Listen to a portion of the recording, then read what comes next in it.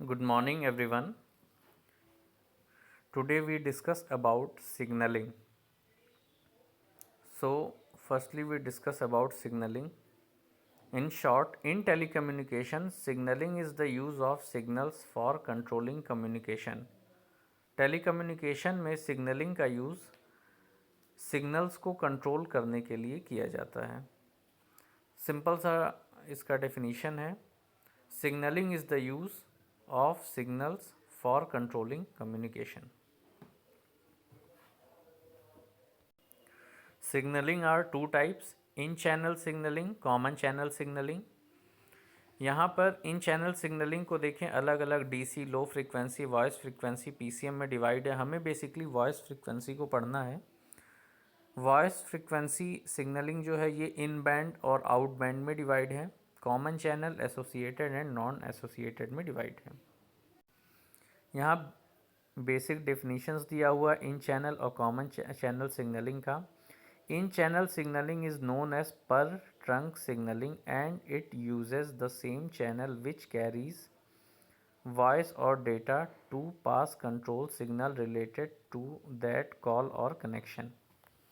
In channel signaling में इसमें एक ही चैनल यूज़ होता है वॉइस और डेटा को कंट्रोल करने के लिए.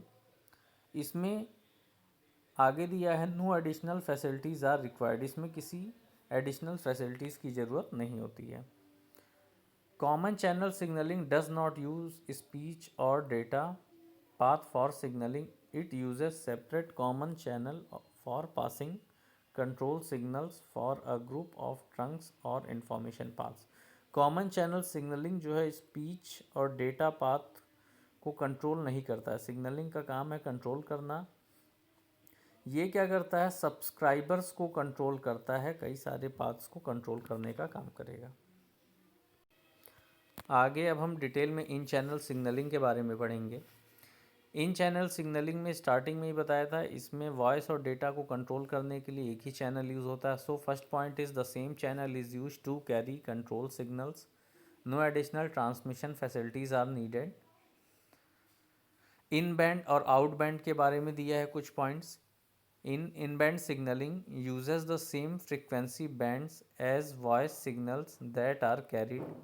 No limit on the use of in-band signaling anywhere in the network. And third point is channel for control signal is only available when no voice signals. These are some points related to in-band signaling. Out-band signaling के लिए भी कुछ points दिया है. Not full use of 4 kilohertz bandwidth by the voice signals. A separate narrow signaling band within the 4 kilohertz is used for control signaling. Very narrow bandwidth greater than slow signaling rate. In channel signalling के कुछ और points हैं जो पिछले page से ही मिलते जुलते हैं. जैसे use same channel for signalling the call. Required no additional transmission facilities. In band और आउट बैंड के बारे में भी उसी से रिलेटेड कुछ पॉइंट्स दिए हुए हैं. अब है कॉमन चैनल सिग्नलिंग. इसमें control signals carried over paths independent of the voice signal. Starting में बताया था वॉइस और डेटा के लिए इस सिग्नलिंग का यूज़ नहीं होता है. So control signals carried over paths independent of voice channel. One control signal channel can carry signals for a number of subscriber channels.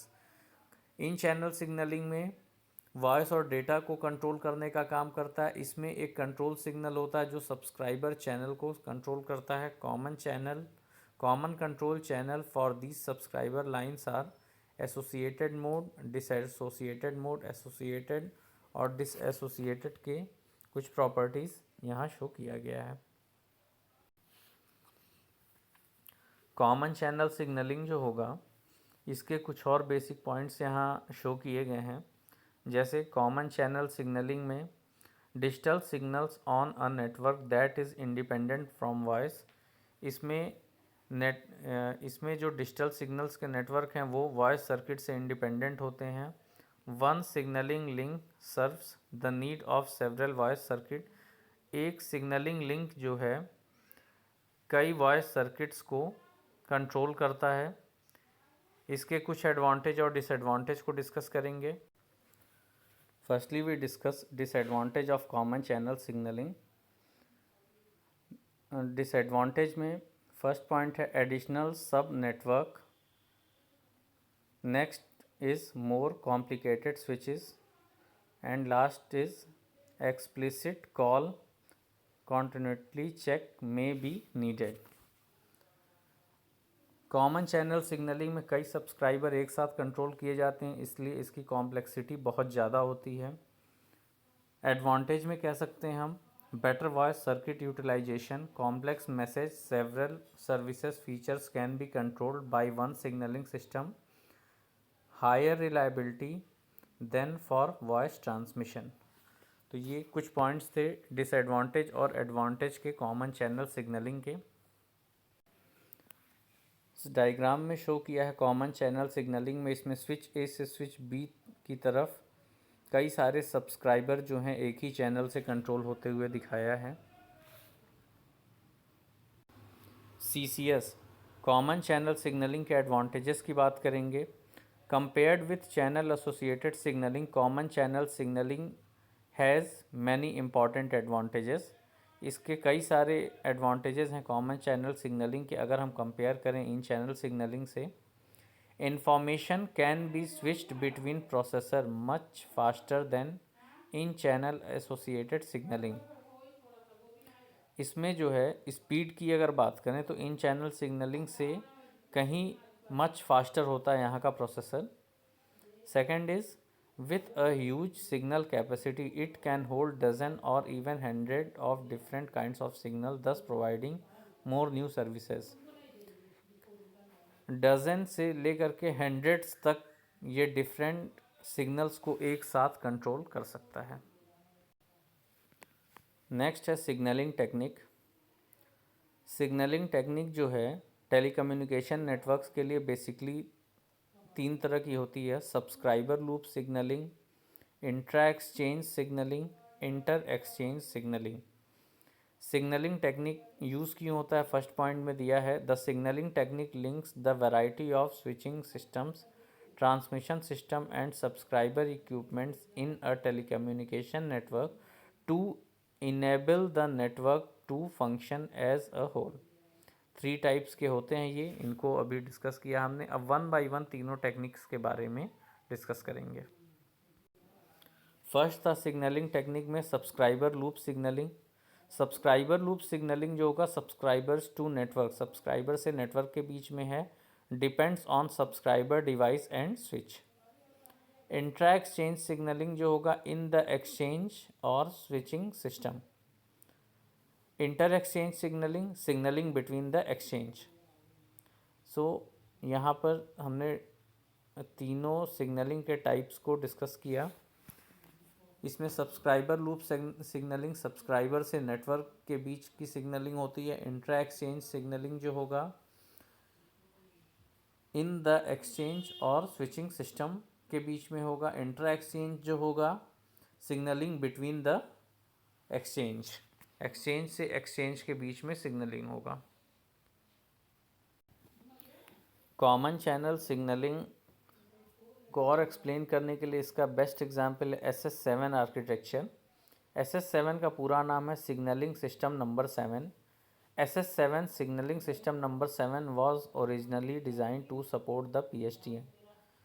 SS7 को डिज़ाइन किया गया है पब्लिक स्विच टेलीफोन नेटवर्क को support करने के लिए, जिसका काम होता है कॉल सेटअप, कॉल मैनेजमेंट और कॉल रिलीज़ का। SS7 जो है वो टेलीफोन ऑफिसेस एंड CPE के बीच में सिंपली वॉइस को ट्रांसपोर्ट करता है। जैसे CPE का पूरा नाम होगा कस्टमर प्रीमिसेस इक्विपमेंट्स। आगे नेक्स्ट अब हम पढ़ेंगे SS7 की डिटेल्स स्टडी अगले लेक्चर में करेंगे। SS7 का यूज़ कॉमन चैनल सिग्नलिंग में होता है। सो आज हमने जो डिस्कस किया सिग्नलिंग क्या होता है, इसके टाइप्स क्या होते हैं, कितने मोड में ऑपरेट होता है, और कॉमन चैनल सिग्नलिंग का जो बेस्ट एग्जाम्पल है कैसे इसको एक्सप्लेन करेंगे वो है SS7 आर्किटेक्चर। नेक्स्ट लेक्चर में इसको डिस्कस करेंगे।